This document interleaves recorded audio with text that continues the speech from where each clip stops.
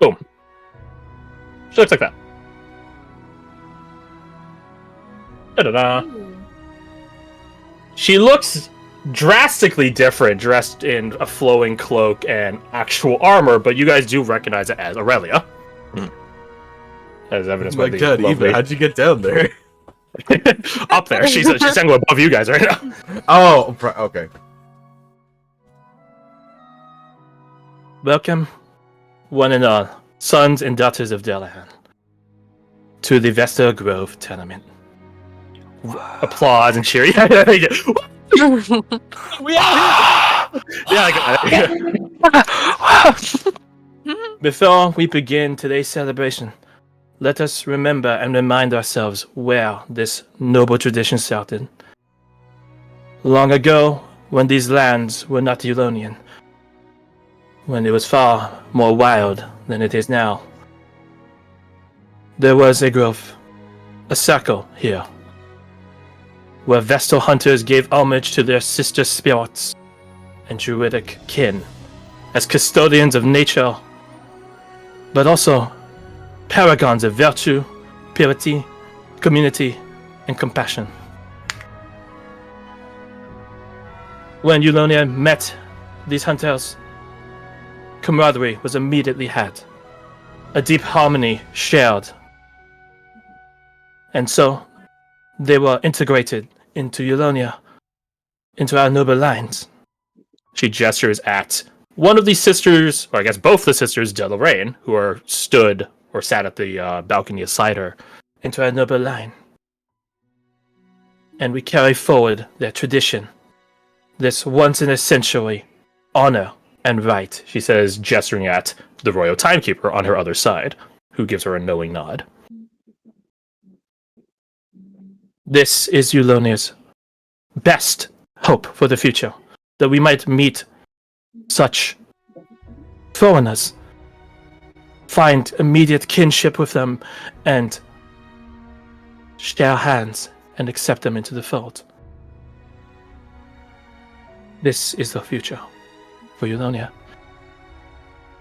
So now we look forward to the future, to our knight prospects, heralds of their factions, their floral factions, who will vanguard this future for the rest of us.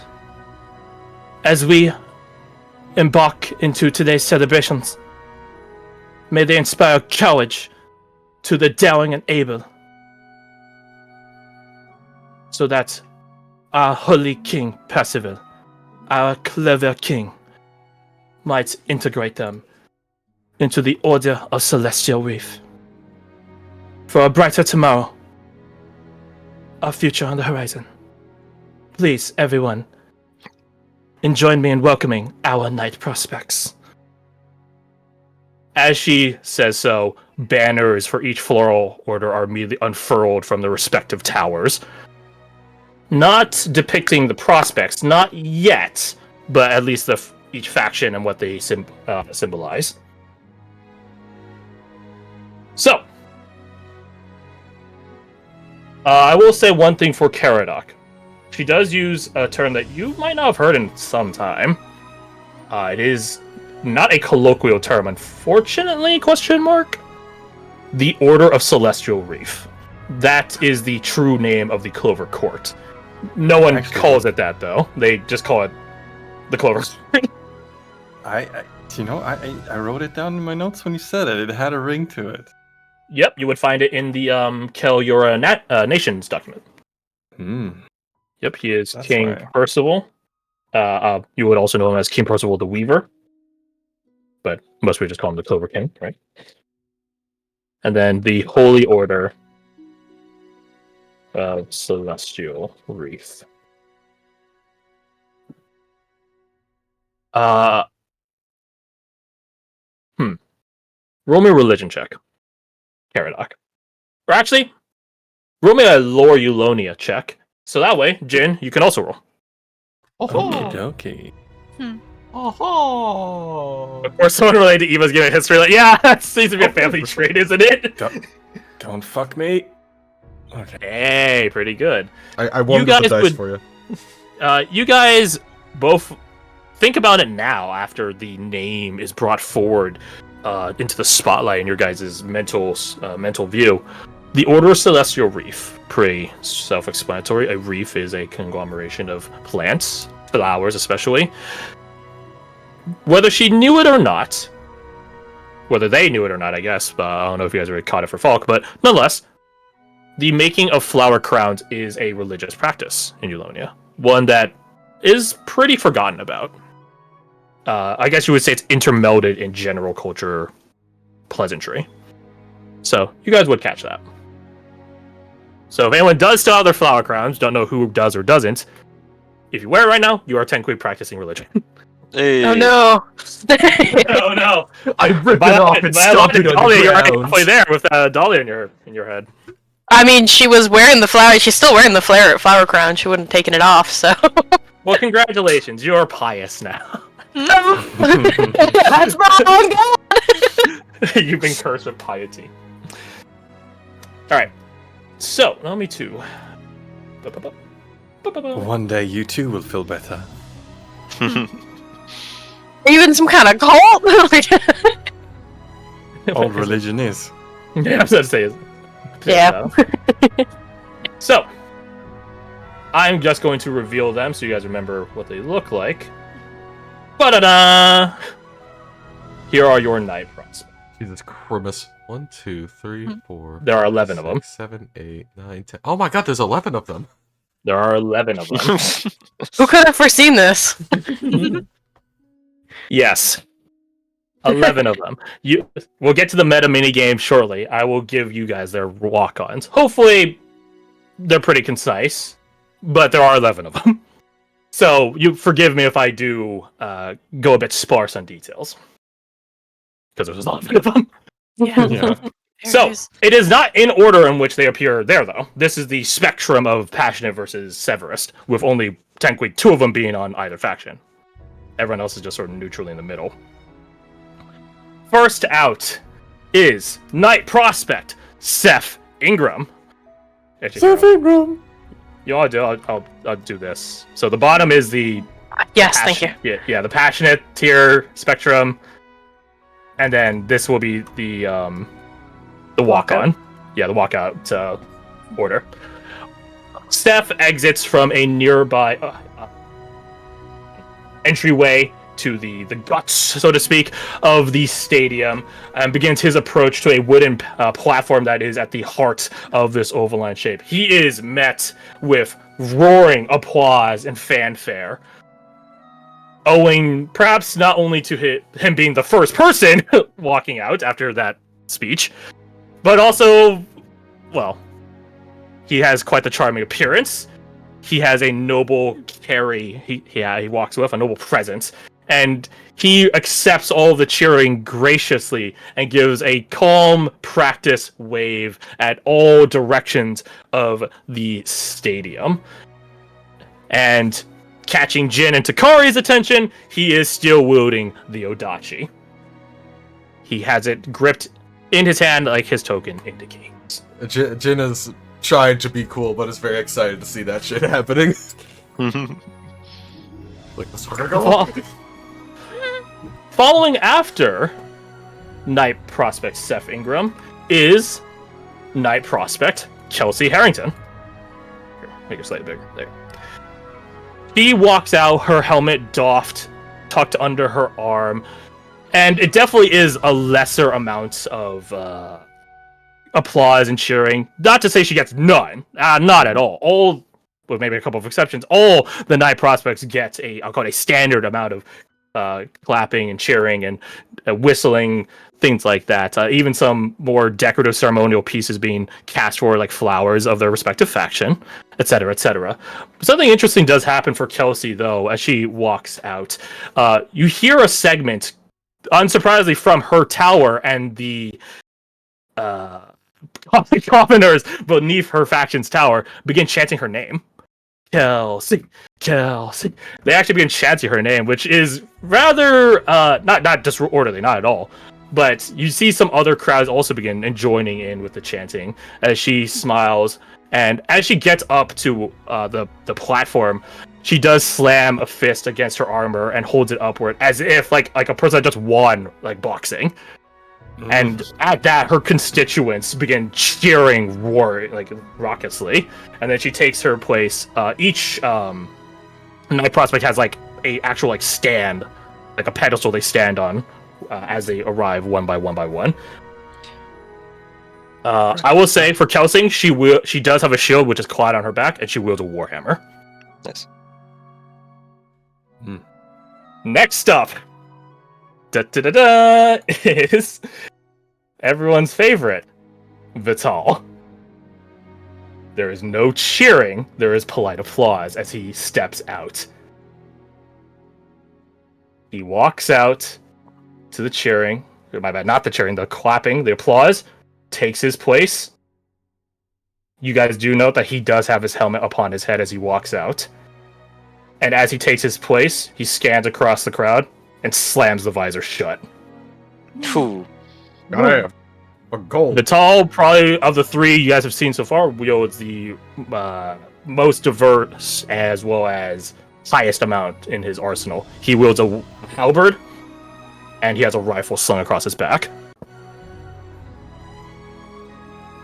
Following our eerie Severist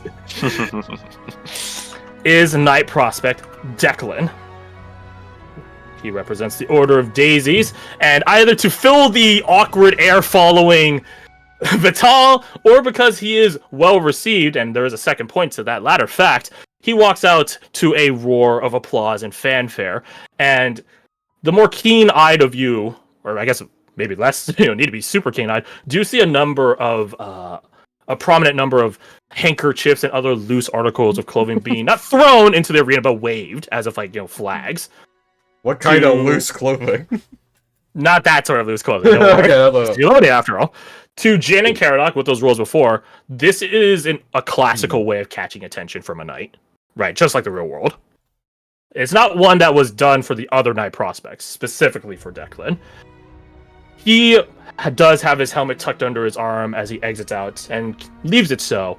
But before he takes his place on the pedestal, he clicks his heels together, standing ceremoniously like an honor guard at the Tomb of the Unknown Soldier, whereupon he draws his blade and dedicates it to the head tower where Lady Aurelia is seated, before she began one smooth ceremonious motion and taking his place on his stand.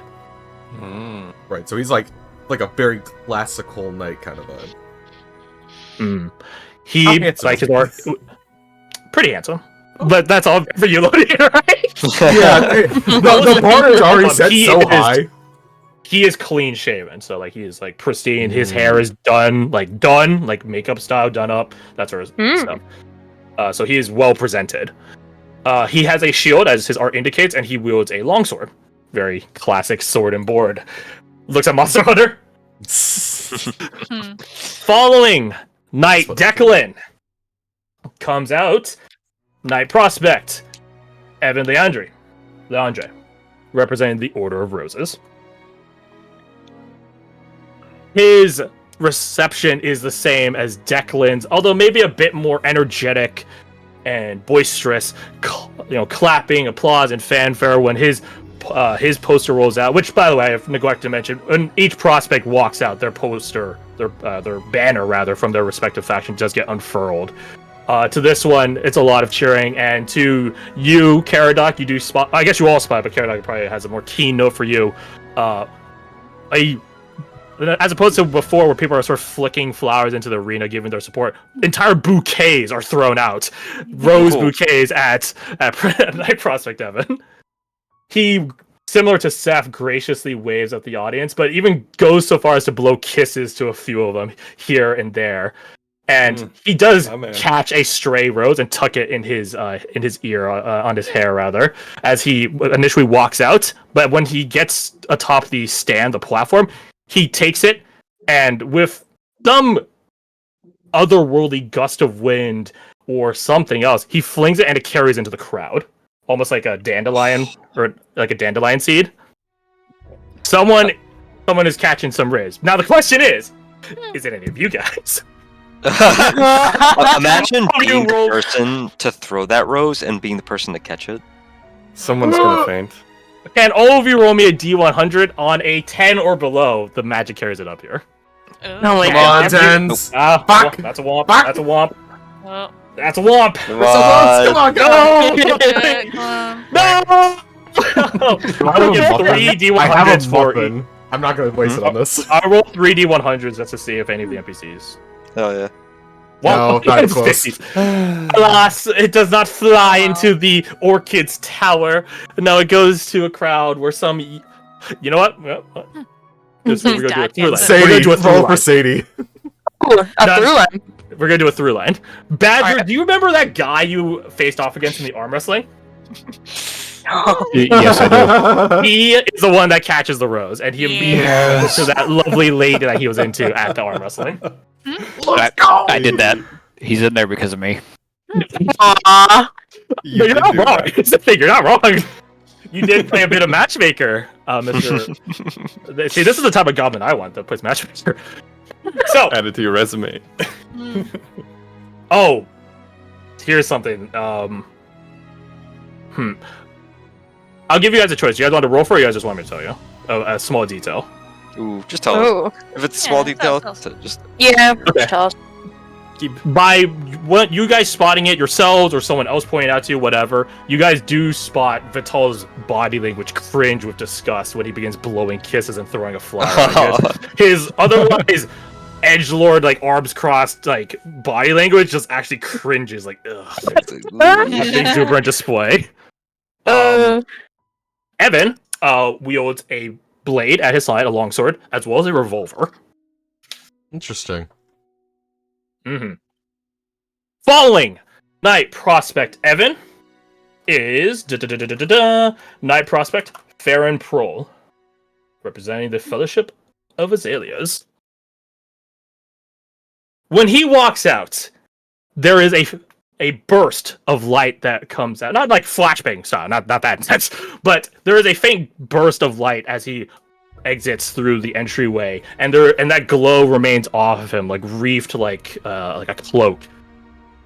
And that catches no small degree of awe from the audience all around. Some sort of celestial or divine magic carries with him. You guys spot that at the stands, Evan is smirks and chuckles and shakes his head in like a faux incredulous manner as his friend walks out with such a grand display.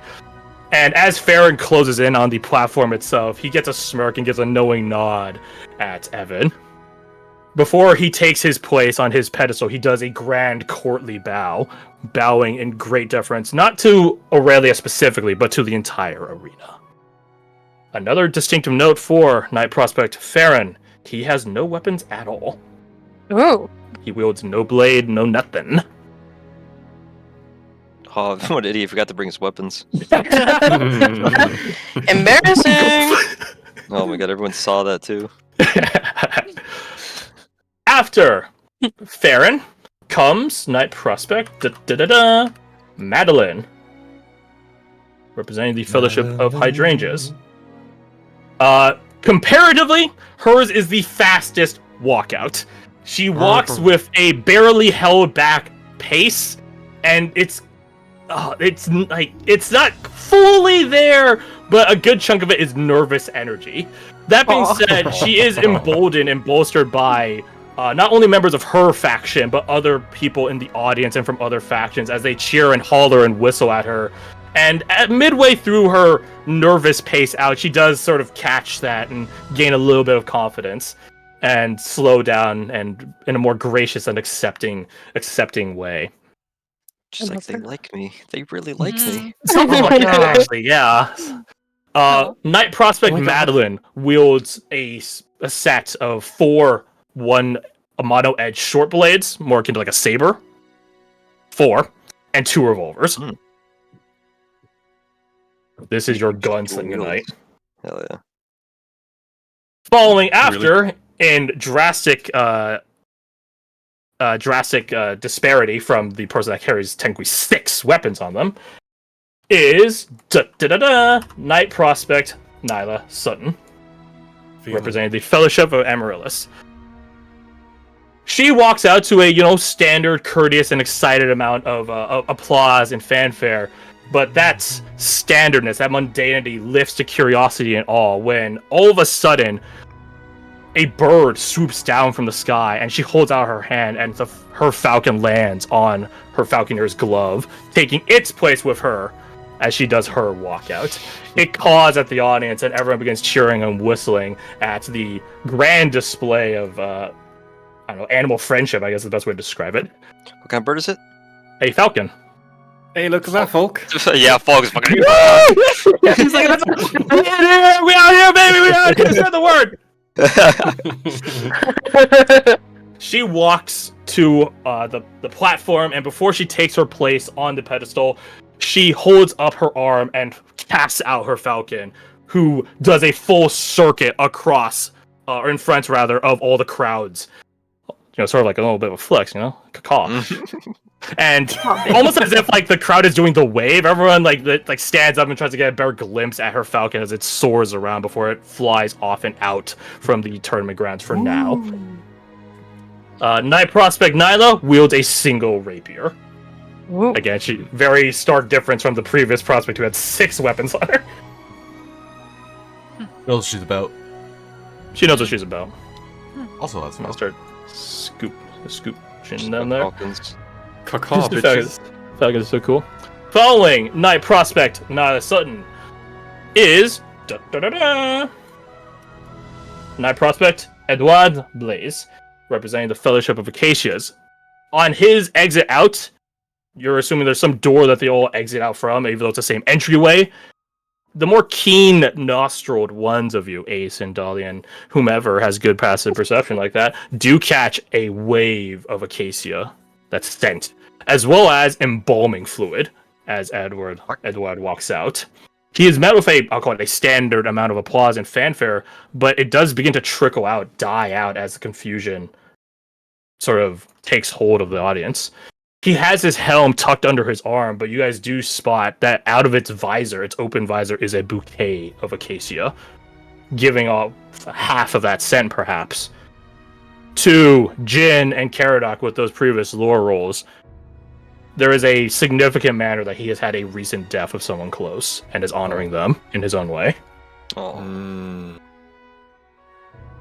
Caradoc just explains that quietly to the people around them. To your friends, to your peeps. To the audience, he's shredding it. Shutting down like 3 That was poorly phrased, yeah. The party. So, We After haven't that- heard about any loss of life, I'm assuming. not here at the tournament now. Yeah. We could just infer from, like, the actions that... Oh, something's happened. Yeah. Lord. Ceremony. Yeah. Falling after Knight Prospect Edward is Knight Prospect. Right, got the Wyvern selected. Jason Hardwick, representing the Fellowship of Tulips. I'm running out of space here. No, no. Lordy Lord. I bet he does a lot of combat rolls. He's a Texan. Knight Prospect Hardwick receives, as I say, the standard applause of fanfare and applause and things like that, but you guys do catch that it is distinctly more metallic. And scanning across the place, you do see it's a lot more knightly applause, gauntlets clattering against each other, the clattering of breastplates as people, like slam their fists against their breastplates to make this sort of gong effect. As he begins approaching, or as he gets atop the platform, he does look at Vital, and the two of them nod at each other before Jason, as well, throws on his helmet and stands at attention on his pedestal. Last, but certainly not least, you guys did use the power deduction to figure out who the last one is Knight Prospect Aubrey, representing the Fellowship of Asters. We are running out of space. Well, funny you say that. She receives probably, maybe rivaled by Seth, but the most amount of applause. And fanfare and cheering. And as she initially walks out and is blasted with all of this crowd approval, so to speak, she stands there starstruck before her smile is like she gets a sheepish smile, blushing slightly at the great acclaim she's receiving just for walking out. And then her confidence catches and her smile changes from sheepish to bright, and she begins walking towards the platform, giving a bombastic wave at the crowd and taking her place. As you guys see her, while she's like still starstruck by the approval, you guys do spot Vital slowly shaking his head at her naivete. Whoop this man's ass. No, we're not. But Shut up, he's just Yes. cute. but she walks up and takes her place. She wields but a single weapon, similar to Nyla. She wields an S-stock, one that you guys saw yesterday, in fact. Yes. She wields a Glock. She wields a Glock. An S-Glock. As